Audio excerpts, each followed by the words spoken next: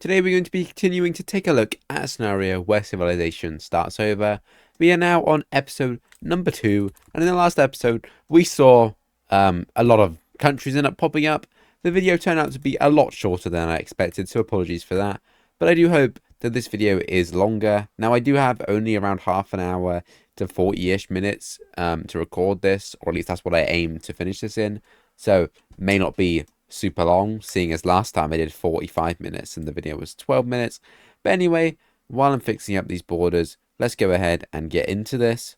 Just want to say, haven't actually, normally I add loads of stuff to the maps, but I guess kind of the main thing is the cities here. Now these capital cities, there's way too many cities here. All the white ones means they're capitals, and then like these kind of like opaque yellow ones are just major cities. Obviously these are major settlements rather than major cities, but if I don't show them here, then it's going to be confusing. And don't worry, if you think there's too many here, then there may be some events in the future where some of these cities get slaughtered and razed to the ground. So, you know, that's fun. But also, I guess the only other thing I really added were provinces. Now, these won't be too important for now. This is mainly when countries get bigger, like over here. And the provinces may end up merging later on, because I don't want Italy to have like 100 provinces in like a tiny area, and then like France or something over here has like 10 provinces. But I guess just kind of note that I did make this layer, and this is mainly to keep track of each individual kingdom that once existed here.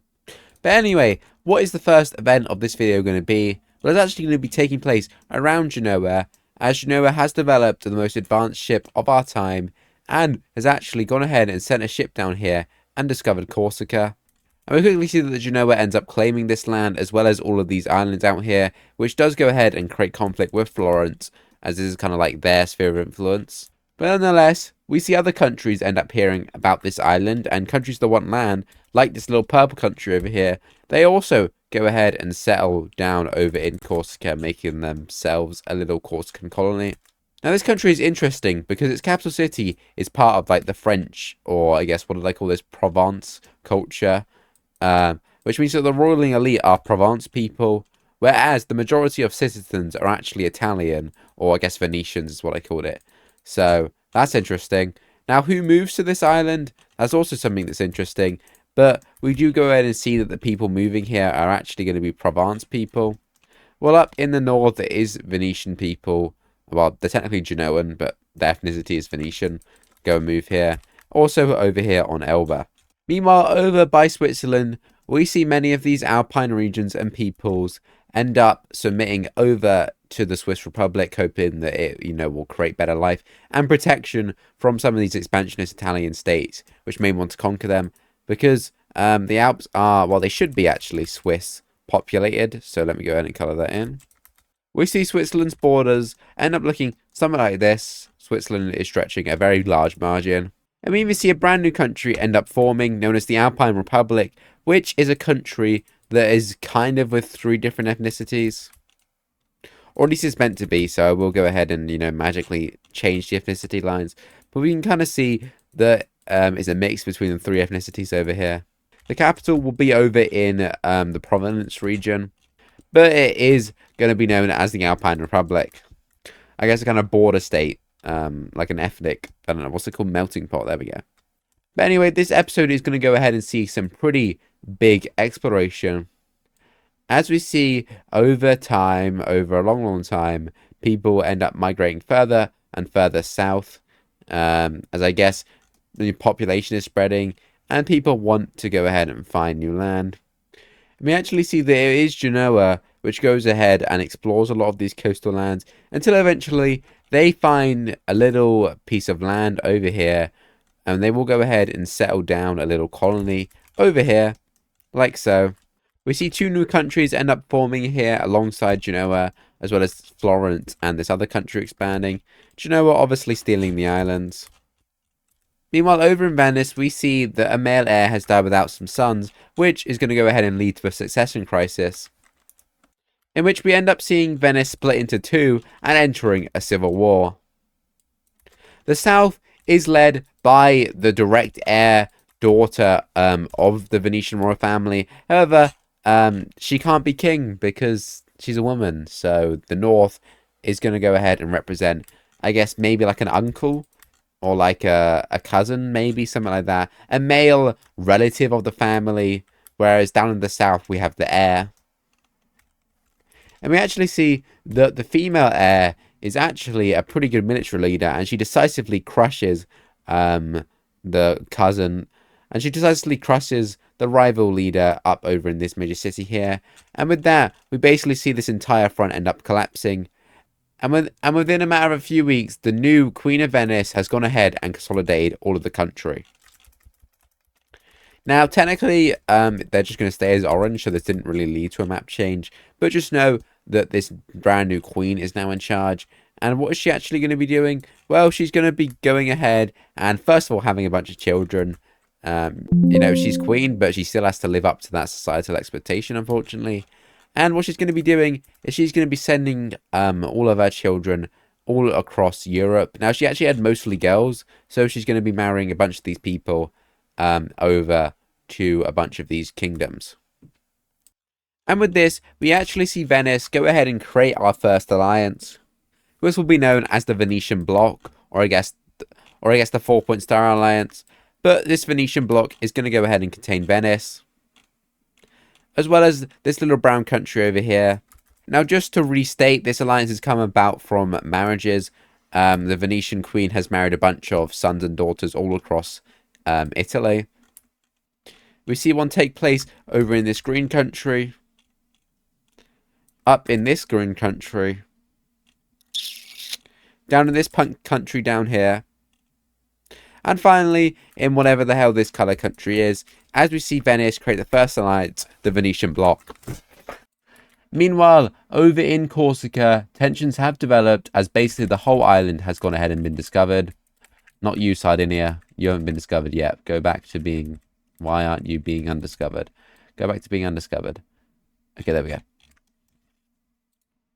Ooh. Guys, I just found a new tool. What is this? When has this tool been here? What is this? A gradient tool. Ooh. Ooh. Ooh. Oh God, what's this? Is this a diamond? Shine bright like a diamond. Shine bright like a diamond. Well, this is low-key sick. Anyway, moving on. What was I saying? Oh yeah, Corsica's getting divided up. And eventually, we see Corsica end up looking something like this, with it roughly being split evenly between this French country over here and Genoa. Meanwhile, down in the south, we see the Duchy of Corsica has been created and proclaimed. Now, Genoa doesn't back this, but this purple country over here does. And the main reason for this is if we look at the ethnicity map, we can see that this kingdom, or at least the capital city in the royal family, is under the provenance ethnicity. However, you can see that most of the island is actually Venetian / Italian, and that is mainly because, well, there's more people living in Italy, so more people end up moving here. Now, over in Dalmatia, we see further exploration is made, and we actually see the creation of a brand new state. Now, this state is simply known as Dalmatia. However, you can see that it is a very big state, and it instantly emerges as a pretty, well-established power. And we see that the Dalmatian Duchy becomes the Dalmatian Kingdom, or I guess the Kingdom of Dalmatia. And in terms of ethnicity, it is still Venetian ethnicity. It's not a new ethnicity. It's still Venetian. Now, can I be asked to draw in a bunch of new kingdoms here? Probably really should, to be honest. I guess I'll go ahead and do this quickly. Honestly, I'm literally running out of colors. Genuinely, I probably duplicated a color somewhere. But I guess all these random ass duchies are going to go ahead and exist over here. Now, if you live here and I'm calling your place random ass, then that's kind of your fault. Not mine. But yeah, we go ahead and see these duchies do go ahead and exist here. But actually, surprisingly, we see that the Dalmatian Kingdom has gone ahead and conquered these lands, like so, having complete dominance over, I guess, kind of coastal axis over here. Now, the capitals of these countries are just going to be in random locations, or relatively random. The Dalmatian capital will be right here. Don't know if that's where it is in real life, but that's where it's going to be here. Now, focusing back on Venice, we see the Venetian explorers are going to go ahead and do some exploring down here, and they're going to go ahead and go into the ocean, and they're going to die. However, before they die, we see that these Venetian people will actually go ahead and land on this boot over here. Is this the boot? No, this is like the heel of Italy or whatever. Well, actually, that's part of a boot, isn't it? But anyway, these Venetians will go ahead and discover this boot. And we see that the Kingdom of Venice will go ahead and establish this little colony down here. Now, how is this possible? No idea. Border gore. Deal with it. It's the Middle Ages. Well, it's not the Middle Ages at all. It's like the ancient period, but whatever. Still deal with it. And we're actually continuing to focus on Venice as something that's happened with one of their alliance members, and it is this brown country, and it is that the king of the brown country has gone ahead and died without an heir. Luckily, the wife of the brown country is going to go ahead and take over, and this wife is actually a Venetian, and this wife is actually one of the daughters of the Queen of Venice, and they're actually going to just basically be fully annexed into Venice. As kind of like, kind of like the Habsburgs, the Austrian Empire had random land. This is Venice now. This land is just literally a part of the Kingdom of Venice. And with that, this city over here will go ahead and become a minor city. If I can end up picking the right color. And yeah, Venice is going ahead and expanding its realm quite nicely. Over in the west, we see people begin moving further and further, I guess kind of inland, over into these territories. Now we're just seeing mass exploration because I'm too lazy to keep doing it. And eventually we see that a lot of Italy is explored, almost all of it. Well, over here we see the first people end up meeting the Pyrenees as more and more of the ocean is discovered. Meanwhile, we see over in Provence that a new king has come into place, and he is going to go ahead and conquer all the lands west, forming a huge realm for himself, becoming the second largest country in the world, conquering loads of these, like, I guess, kind of tribes over here. Which, by the way, they're all part of this ethnicity, and this is going to trigger something, as we see that a lot of these tribes are treated terribly, and eventually these tribes are going to flee around the Pyrenees mountain and settle up down in modern-day Catalonia. Now, if we look at the ethnicity map, these people settling over here are going to go ahead and be their own ethnicity, which is going to be this kind of Catalan ethnicity, which I probably shouldn't use the brush tool for, which is going to go ahead and settle in this region, like so. And they end up looking something a bit like this. Now, here we are actually going to go ahead and see a kingdom end up forming, known as, if you couldn't guess it, the Kingdom of Catalonia, which will end up looking something like this. But we also see various other smaller kingdoms do go ahead and end up forming. Now, which one you call Catalonia, I don't know. I just called the first one I made Catalonia. But nonetheless, we end up seeing these 5 new kingdoms end up forming. And it's at this point where we can go ahead and look at some wars, because this episode has not had any wars. And this war is actually going to be a big war over here in Providence, as we see that tensions have recently risen with the creation of Providence's new alliance, which, if I can go ahead and set this up properly, will go ahead and be this like square team. Now this square team obviously contains Providence, but it also contains this pink country, this green country, and also this blue country. While the rival Triangle Alliance is led over here by, I guess, what I'll call Nice.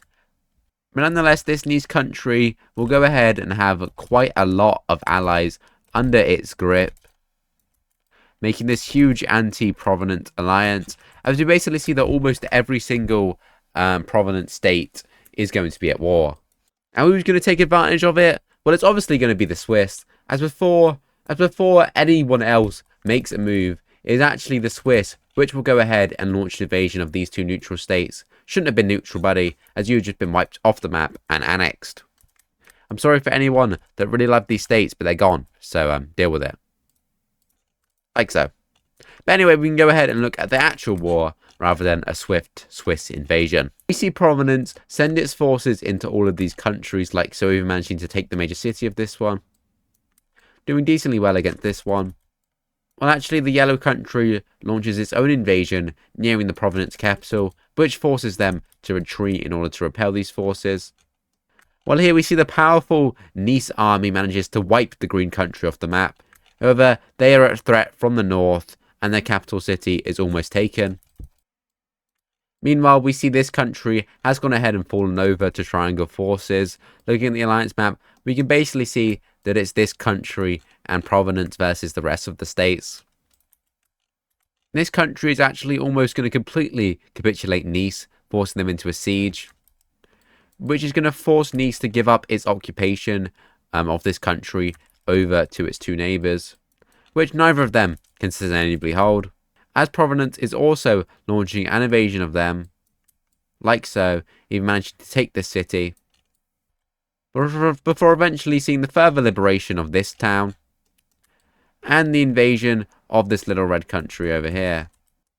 Eventually, we see the capital of Nice does eventually fall. Meanwhile, Providence continues to push up into all these small countries, absolutely decimating them, while Switzerland gets hungry again and goes on a bit of chomping spree. And eventually, we see that the first Great Providence War is going to go ahead and come to an end. And look at this peace treaty, it's pretty simple. Most of the land is given over to Providence. This country over here annexes all of Nice. Switzerland annexes a few countries up here, expanding its republic quite far down south to contain non-Swiss people. So pretty hypocritical if you ask me. But we also see that this major city was destroyed in the process. Definitely not because I hate it being there. You know, that just happened randomly. But anyway, we focus back on Switzerland, who has expanded its realm yet again, now pushing its borders to look something like this, and further pushing its borders up into modern-day France. And finally, they end up pushing their border up into this mountainous region just to go ahead and fix it, because, you know, they care about what they look like on a map. As we see that the Swiss Republic is quickly turning into a very powerful state. A similarly expanding state is the Kingdom of Dalmatia, which has pushed its realm very far south, like so, almost doubling its size since we last saw it expand. And there we go, we see that basically all of Italy is split up into duchies. Now, you might notice that the duchies in the south are a lot larger, and that is true because I couldn't be asked to draw any more. But more importantly, and actually seriously, most of these duchies have actually been set up by Venetian royal family members, which will all go ahead and basically be obliged to join this alliance. Now, this is technically an alliance, but I guess you could also say that it's more like either like the Holy Roman Empire or just kind of like a map of all the royal family. But nonetheless, all of these states down in the south have been set up by Venetian royal family members, which is why they will have a star. Meanwhile, this peninsula over here is core Venetian territory for some reason. They just wanted to hang on to that. We also see that the Venetian royal family has spread over into this purple country. And for one of our final events, unfortunately, it's been 40 minutes of recording. This video is probably quite short, and I do apologize. We go in and see the creation of Milan's brand new alliance. Now, just came up with this idea.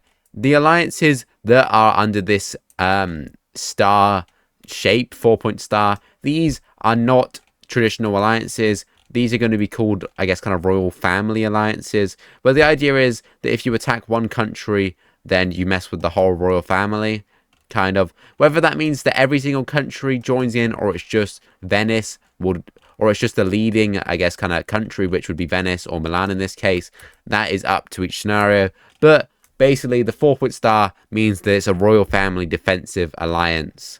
And Milan is going to be setting up its own royal family defensive alliance, which will go ahead and end up containing a few of these countries down here and all across the country, as the very influential Milan royal family will end up setting up. Similarly, I guess we see that the Turin country does go ahead and get its own, I guess, kind of royal family. However, they only managed to marry into a few countries, with one of them even being on the border. We see the Genoan royal family only contains these 3 kind of countries. Now, I'm struggling because it is technically just showing the royal family, but there also are alliances. I don't really know how to kind of explain what the idea in my head is. You're just going to have to kind of trust. And lastly, we see that Florence also has its little royal family hegemony thingamajig. And finally, I just have 2 final points to make. Now, I have recorded this thing 11 times. I have 11 times of trying to explain the 4-point star thing, so I apologize, but this is my final time attempting to explain it. I'm just going to shove this in the video. But basically, it is alliances. It's not royal families. It's not saying, hey, every person with an orange star, their leader has a direct claim to the Venetian throne. They may claim it like that, but it's not a direct heir line, if that makes sense. However, the alliances came about because of royal marriages. I hope that makes sense, and I apologize if anything I said earlier on in the video contradicts this, but you know, I'm constantly changing my mind. And lastly, I guess kind of more importantly for some people, we're going to be looking at some power rankings. Now, the number one country is still going to go ahead and be the Swiss Republic up here. They've gotten bigger, stronger, etc. Number 2 is actually going to go ahead and be Venice. We're number 3 being Provence, and you might be like, why is Venice above Provence when Provence is bigger? That is because Venice is their influence and their alliance are very strong, and they also have some like colonies and are involved in a lot of trade. Number 3 is going to be Milan. Now, they haven't expanded, but they're still very strong. Number 4, followed close behind, will be Florence. Number 5 will go over to Genoa with their powerful trade empire, if you will. Number 6 will be the Dalmatian Kingdom. Number 7 will be Turin. Now, you might be like, why are they here? They're small. Well, they're just like economically prosperous and are a strong militarily state. Similar over to here to this kind of Trieste state. Number 9 will go ahead and be this purple French state. Oh, I zoomed out all the way. And finally, number 10, I guess, will probably be one of these countries. You know what? I guess I'll go ahead and give number 10 over to this green Italian country right here. But yeah, that is it for this video. I apologize. Can't really do any more on this map because I have got to go. This video, I've been recording for 46 minutes. I've stumbled everything. Honestly, not been the funnest video, but I hope that this will still make a banger video for you guys. And I'll see you in the next one.